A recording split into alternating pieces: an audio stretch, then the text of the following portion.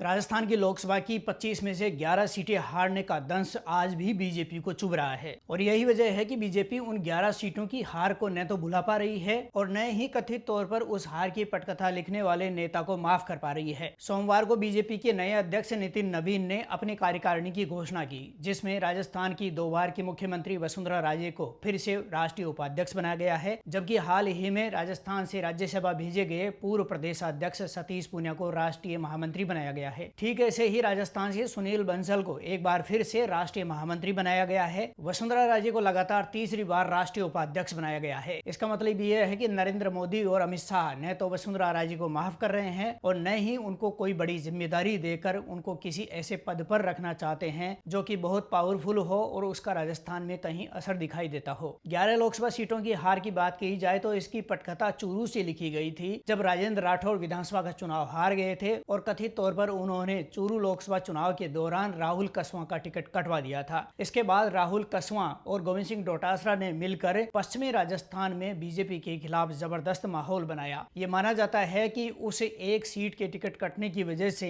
इस माहौल की वजह से जाट वोट बड़े पैमाने पर बीजेपी से दूर हो गया और उसका परिणाम ये हुआ कि सीकर, झुंझुनू, नागौर और बाड़मेर के अलावा भरतपुर सीट पर भी बीजेपी की हार हुई। 7 बार के विधायक और 3 बार के मंत्री रहे राजेंद्र राठौड़ पिछली अशोक गहलोत की सरकार के दौरान अंतिम समय में नेता प्रतिपक्ष बनाए गए थे, लेकिन उसके बाद विधानसभा का चुनाव हारने के उपरांत उनको बीजेपी ने लगभग साइडलाइन कर दिया है। आज की तारीख में उनके पास किसी तरह की कोई जिम्मेदारी नहीं है, जबकि उन्हीं के साथ काम कर रहे सतीश पूनिया को पहले राज्यसभा भेजा गया और अब राष्ट्रीय महामंत्री बनाया गया है। इससे साफ होता है कि बीजेपी ने चूरू से जो माहौल बना था और उसके कारण राजस्थान की 11 लोकसभा सीटें हारी थी, उस मामले में राजेंद्र राठौड़ को आज भी माफ नहीं किया है। आपको पता होगा, अशोक गहलोत सरकार के दौरान 3 बड़े नेता राजस्थान से थे जिन्होंने अशोक गहलोत की सरकार को सांस नहीं लेने दिया था। सड़क पर आंदोलन करने वाले किरोड़ी लाल मीणा आज राजस्थान की सरकार में मंत्री हैं और इस वजह से उनको कोई राष्ट्रीय जिम्मेदारी देने की जरूरत नहीं है। लेकिन उनके अलावा प्रदेशाध्यक्ष रहे सतीश पूनिया पहले राज्यसभा में भेजे गए और अब उनको राष्ट्रीय महामंत्री बनाया गया है। इसका मतलब बीजेपी ने उनका 2 बार प्रमोशन किया है। लेकिन नेता प्रतिपक्ष रहे और बयानों में माहिर राजेंद्र राठौड़ को बीजेपी ने कोई जिम्मेदारी नहीं दी है, न राजस्थान में जिम्मेदारी है और न ही केंद्र में उनको कोई दायित्व दिया गया है। इससे साबित होता है कि चूरू से जो तूफान उठा था और जिसके कारण बीजेपी 11 लोकसभा सीटें हारी थी, उसका दर्द बीजेपी को आज भी सता रहा है और राजेंद्र राठौड़ को संभवतः उसी चीज की सजा दी जा रही है। राजेंद्र राठौड़ जैसे अनुभवी नेता को जिम्मेदारी नहीं देना, इसको आप किस तरह से देखते हैं? कमेंट करके अपनी राय जरूर दीजिए।